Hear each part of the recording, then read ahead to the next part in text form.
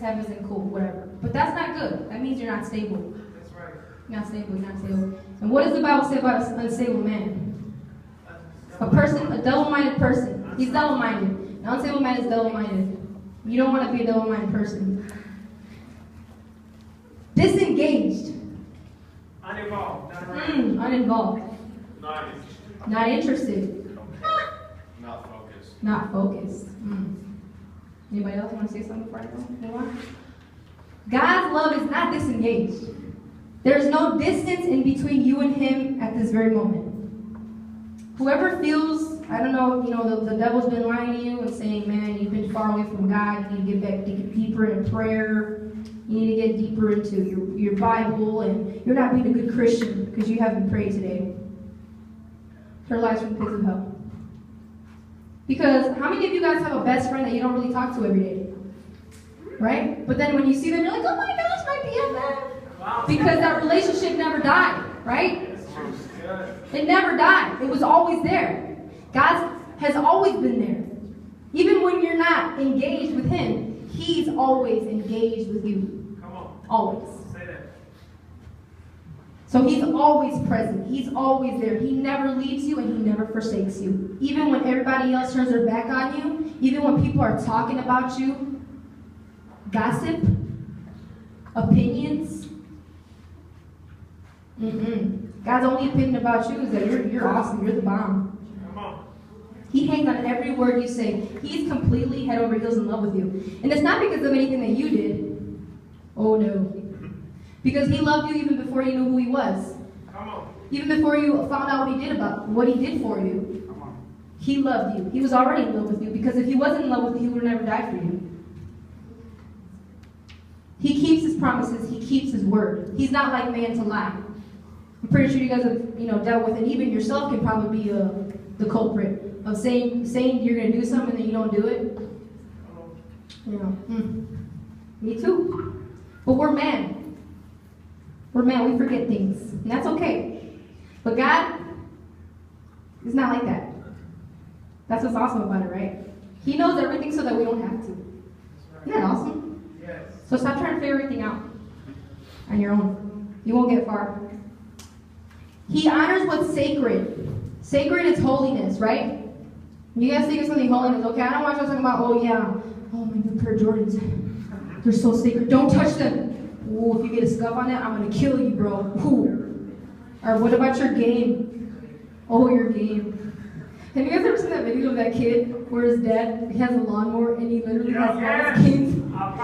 He was so pissed. Excuse my language. He was so upset.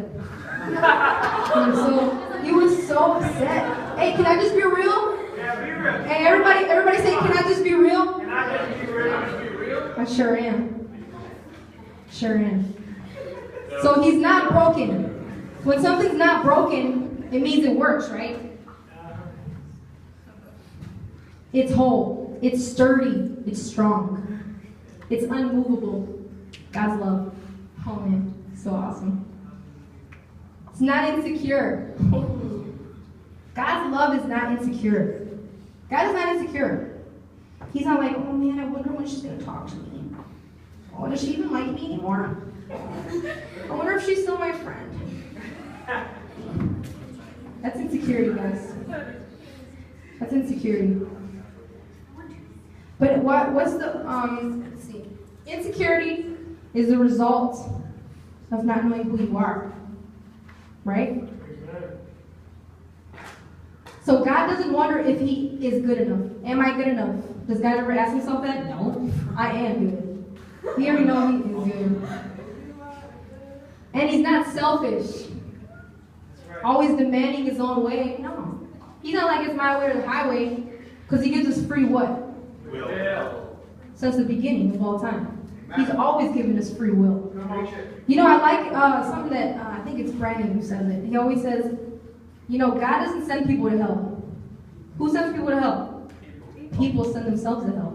God never sends people to hell. Was not even created for you. Ever. Come on. It's not about you all the time. I just want to let you know that. It's not about you all the time. So stop being so hard on people.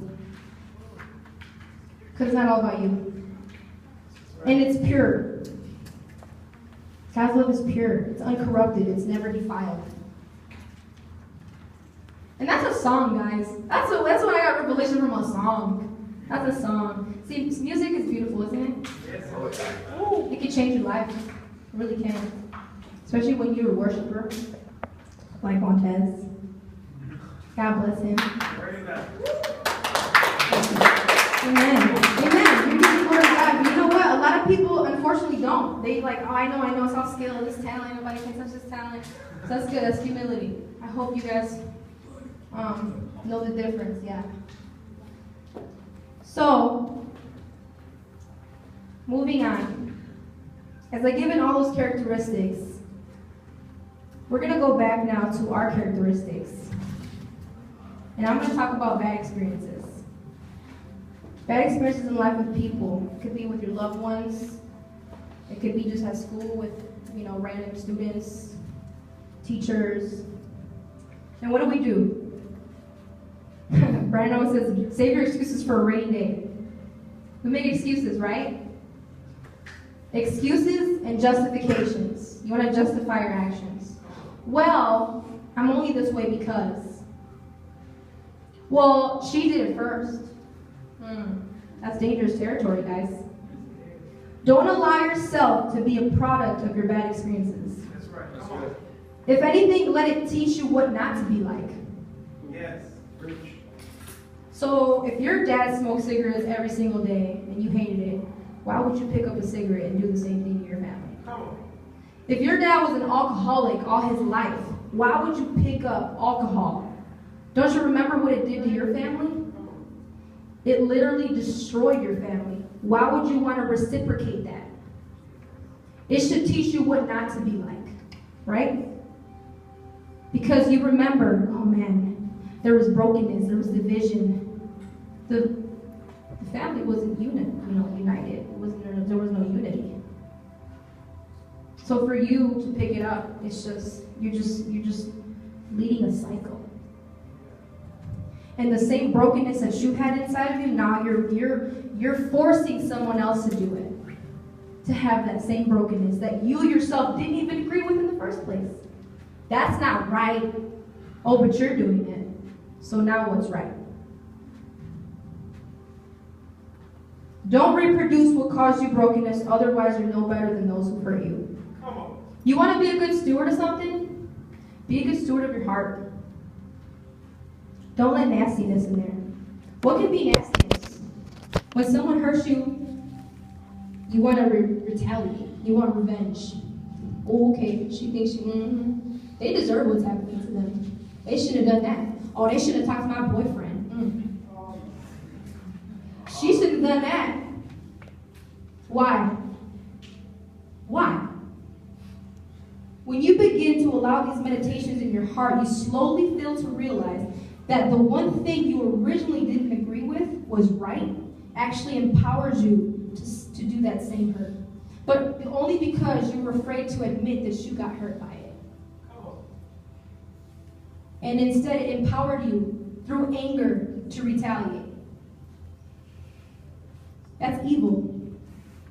That's pure evil. That's kind of funny, ironic, right? Pure evil. No, it's just straight evil. Because you left it there to linger, what's going to happen? It governs your life. Oh man, years can go by. Oh, well, he hurt me last year. Or that happened 5 years ago. Oh. Or that happened 10 years ago. So you let it govern your life? Well, if this, and this was different, so this, and this is Lord in your life, but this isn't Lord of your life. Because that's what you're letting it be. You're letting it be Lord of your life.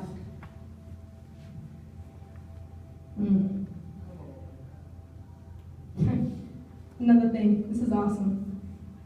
Man, I'm telling you, I know this is hard, but because this is hard, it was hard for me first to kind of chew it. I had to swallow this first. I had to swallow this pill before you guys did. Leave it to a friend to entertain your pain, your sorrow, your discontentment, and your anger. Because what is your friend? A good friend. A good friend. Oh my God, that's ridiculous. I can't believe they did that. Who do they think they are? Oh my gosh, you should say something. You should do something. Guys, what you're doing is you're letting it leave you bound.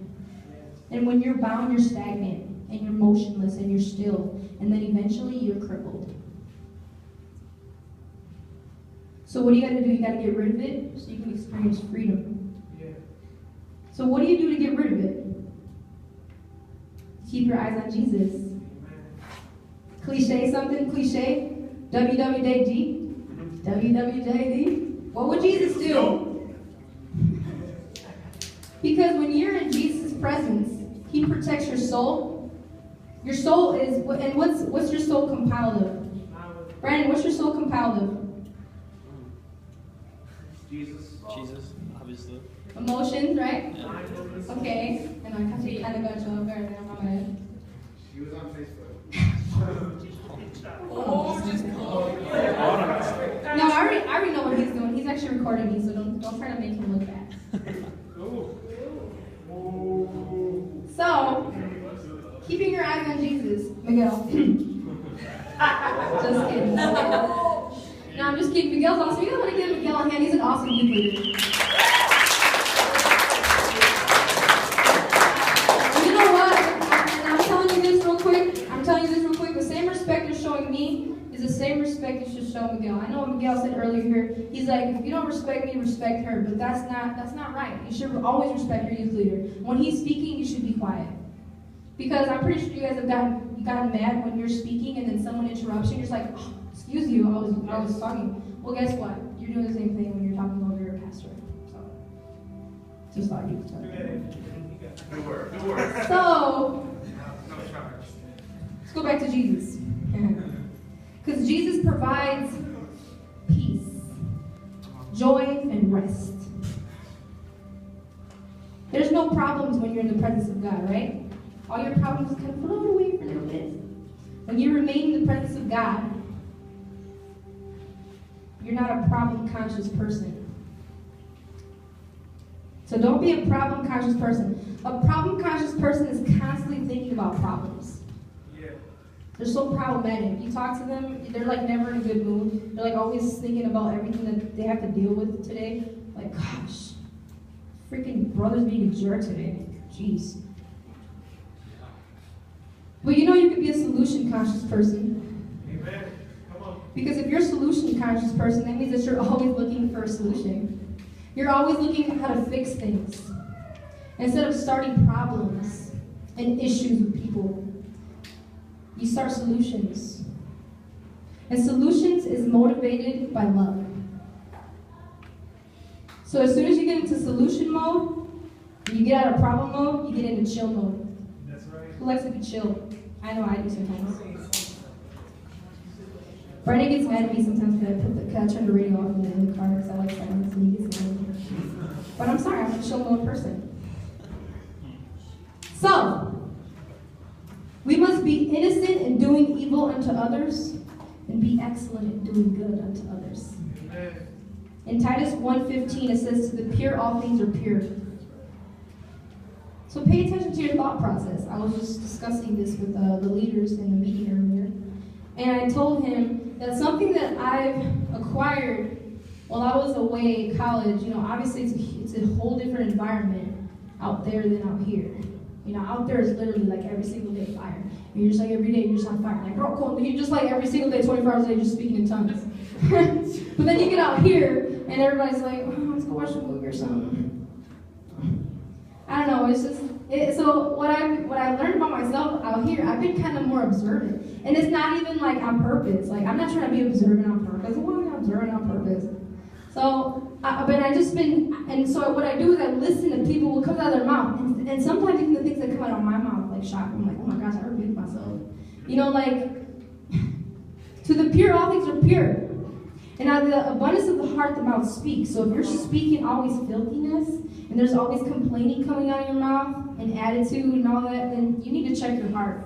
Because out of the abundance of the heart, your mouth is speaking everything that's inside of you right now. So maybe your heart needs to be cleaned a bit, right? And I speak for myself, me first before y'all.